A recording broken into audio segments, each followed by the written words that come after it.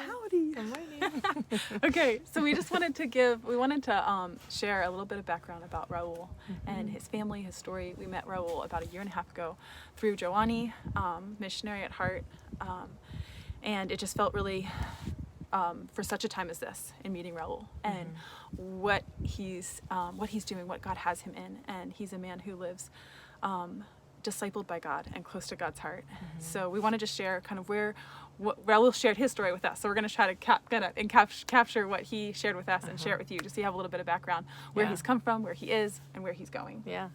Yeah, so 1.5 years ago, we went to Uganda with Missionary at Heart, and we were doing Revelation Wellness there. So we were doing drumstick workouts, and we did a lot of outreach specifically with women and young girls. And it was just this neat opportunity. And Raoul was this, just a brother from the start. We met him and we're like, who is this guy? Like, such a servant. Like he drove us around and kept us safe. He was kind of our bodyguard. He told us, he knows the area so well. So he really informed us on what to know, what we should know as visitors and guests in this, in Uganda. And so, but then come to find out he has this amazing ministry and he's so humble, like you wouldn't know first meeting him that he has a ton of connections, really well known in his community. He's really a stand-up guy and a leader. And we got to know that part of him and we're like, wow, like how humble is he? Like he really was a humble servant. He does what he does for Jesus and really loves well.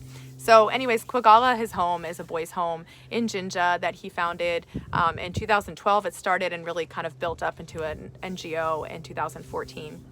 And we got to hear more about the roots of that. It really came down to his mom and her hospitality and her gift of hospitality that really fostered this desire in his heart to walk that out. And so he started off with kisses from Katie Davis, her home in Jinja, really started off there as a worship leader, had a great position there.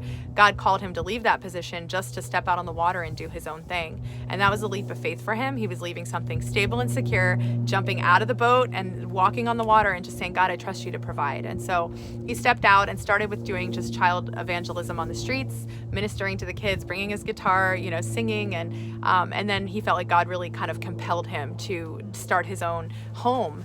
And he didn't know how he was going to do it. He didn't know where the funding was going to come from. He didn't know if people would give and support it or if he was going to how he was going to raise the money ultimately. But he felt like God called him to sell his land that he had, which was an inheritance. And it was worth $15,000 US. But he knew selling it at that moment was going to be way less than that. He was going to get way less than what he would normally get for that land. But he did it out of obedience. And he used that money to start Kwagala. And Kwagala in Lugandan means to love. It was inspired by 1 John 3:16-19, where it says, loving not just in word and talk, but deed and truth. And he's lived that out. And we got to see that in action visiting this home. And so these boys, he takes them off the streets. He goes and ministers to them, sometimes 2 a.m. Raoul has a family, a beautiful wife and 2 young kids, but he'll go to bed, normal time, wake up 2 a.m., go out on the streets, evangelize to the boys, just feed them, care for them. And he always invites them back to Kwagala if they want to come. And his desire in doing that, he has a desire to rehabilitate them. A lot of these boys are coming from really broken pasts, a lot of trauma, drug use. A lot of them are high, and it's a messy thing. But he brings them in, and they have a team there that they rehabilitate these boys. And then they do a home tracing where they try to figure out where they've come from. Do they have a family? And then they start to build that bridge back with the family and bring the family in and help to cultivate trust and relationship. And then ultimately the desire, if possible, is to reunite them and send them back home. But a lot of these boys, the testimonies of the boys that he's touched, it's incredible. These boys have become some of the best chefs in Jinja, hairstylists, and mechanics. They've become successful men, fathers, and family men. And he's seen so many stories, and it's just this constant testimony to what God can do through our acts of obedience. And so we were so compelled by his example. We have such similar desires, such similar heart. And so to see him walking it out really activated our faith.